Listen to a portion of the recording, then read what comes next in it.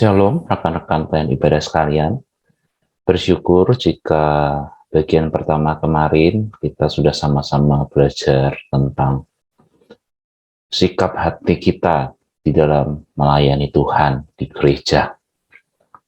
Sikap hati adalah hal yang penting, di mana kalau kita salah dalam sikap hati kita ketika kita melayani Tuhan, ketika kita menyembah Tuhan, bisa jadi kita justru tidak sedang melayani dan menyembah Tuhan, namun kita sedang melayani dan menyembah berhala.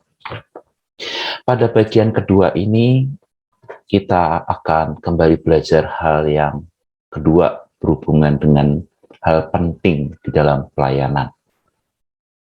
Materi pada bagian kedua ini saya masih mengambil referensi dari buku Worship Matters, dan saya ambil dari buku tersebut pada bagian yang ketiga.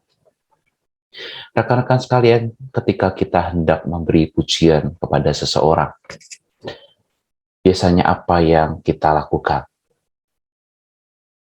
Kita ketika hendak memberi pujian pada seseorang, tentu kita harus mencari tahu terlebih dahulu apa yang hendak kita puji, dan apakah nantinya pujian kita ini mengarah kepada pujian yang benar, atau bisa jadi kita kalau tidak terlalu mengenal, tidak mencari tahu lebih dalam, kita bisa saja salah memuji. Bayangkan jika kita awalnya niat memuji seseorang, namun ternyata pujian kita salah. Apa yang terjadi? Jika kita hendak memuji si A, karena kamu begini, kamu begitu, kamu luar biasa. Ternyata pujian kita itu salah. Ternyata yang kita katakan dalam setiap pujian itu kepada si A, ternyata tidak sesuai. Apa yang terjadi? Bukankah ketika kita memuji seseorang, tetapi pujian itu salah, pada akhirnya kita menjadi malu? Dan bahkan, kalau pujian kita salah tujuan, bisa saja justru pujian kita membuat orang tersebut tidak tersanjung, tidak menjadi senang, tetapi justru menjadi tersinggung dengan pujian kita. Karena kita salah memuji, dan justru terlihat bahwa kita menjadi sok tahu. Bahkan, bukankah ketika kita salah memberikan pujian, kita justru ketahuan kalau kita sedang tidak tulus, kita hanya sekedar basa-basi saja di saat kita memuji orang tersebut. Demikian halnya setiap kita sebagai pelayan ibadah yang melayani Tuhan di gereja. Apakah kita sudah tahu dan mengenal Tuhan jauh lebih dalam? Dan apakah kita sudah yakin bahwa pujian kita, pelayanan kita, benar-benar sesuai dengan pujian atas pengenalan kita akan Dia? Atau kita hanya sekedar tahu, bahkan pengetahuan kita terlalu dangkal, sempit.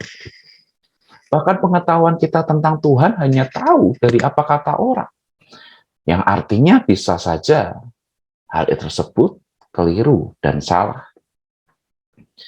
Sungguh ironis bukan, ketika kita hendak melayani Tuhan, ketika kita hendak memuji Tuhan, namun pujian kita justru salah dan tidak sesuai sebagaimana pengenalan yang benar akan Tuhan.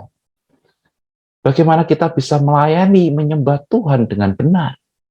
Bagaimana kita bisa menyanyi atau memberi pujian dengan benar jika pengenalan kita akan Tuhan tidaklah mendalam? Bagaimana kita bisa memainkan alat musik dengan benar kalau begitu? Bagaimana kita bisa melayani dengan segala talenta yang kita miliki? Bagaimana kita bisa melayani dengan benar tanpa pengenalan yang benar akan Tuhan? Bagaimana kita bisa menyembah dan membawa orang menyembah Tuhan yang benar jika kita saja sebagai pelayan ibadah tidak mau atau belum mau untuk mengenal Tuhan jauh lebih dalam? Kita perlu mengenal Tuhan jauh lebih dalam, terlebih kita yang adalah umat Tuhan, terlebih lagi kita yang adalah pelayan Tuhan.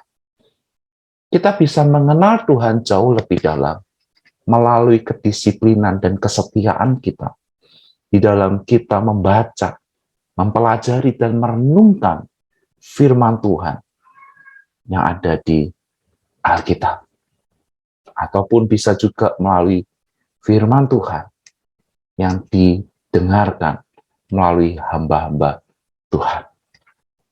Kita perlu menyadari jika tidak ada ibadah yang berkenan kepada Tuhan kalau tidak ada pengenalan yang benar tentang Tuhan.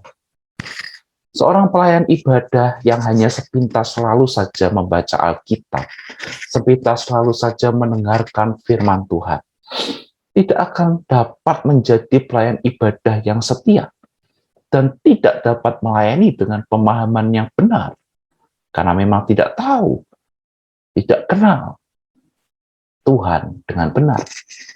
Sebagai pelayan ibadah kita perlu disiplin diri untuk membaca dan mempelajari bahkan merenungkan firman Tuhan. Bahkan kita seharusnya juga dituntut bukannya sekedar belajar dari Alkitab untuk mengenal Allah. Tidak hanya sekedar belajar dari Alkitab untuk mengenal Allah. Kalau gitu bisa belajar dari mana lagi? Kita harus tahu dulu ya bahwa Alkitab adalah sesuatu yang wajib dan sesuatu yang dapat membuat kita bisa mengenal Tuhan. Tetapi ada juga yang perlu kita tambahkan untuk bagaimana bisa kita mengenal Tuhan jauh lebih dalam dan jauh lebih supaya kita mudah memahami. Kita perlu belajar mengenal Tuhan juga melalui membaca buku-buku teologi. Karena terkadang kita terbatas pengetahuan untuk mempelajari firman Tuhan melalui Alkitab. Oleh sebab itu kita butuh buku-buku teologi untuk menolong kita untuk bisa memahami Alkitab itu jauh lebih dalam. Kita bisa belajar lewat buku-buku tafsiran, kita belajar lewat buku-buku teologi yang ditulis orang, kita juga bisa belajar melalui doktrin-doktrin yang diajarkan oleh hamba-hamba Tuhan melalui buku-buku yang tertulis, melalui teolog-teolog yang telah menuliskan pemahaman yang benar dan mendalam tentang firman Tuhan di dalam buku-buku mereka. Belajar mengenal Tuhan adalah pelajaran yang harus kita lakukan seumur hidup. Sehingga harus terus belajar dengan disiplin dan setia. Terlebih kita sebagai para pelayan ibadah. Memang mengenal Tuhan bukanlah hal yang mudah.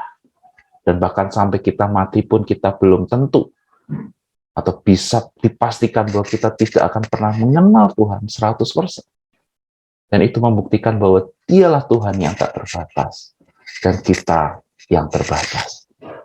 Tetapi bukan alasan ketidakmampuan mengenal Dia 100%, bukanlah alasan membuat kita tidak mau belajar mengenal melalui Alkitab, terlebih juga melalui buku-buku teologi ataupun doktrin.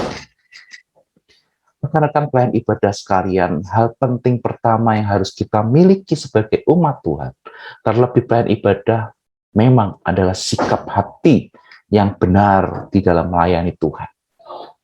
Tetapi ada hal yang kedua yang tidak boleh juga terlupakan. Yang terpenting juga adalah pikiran yang benar.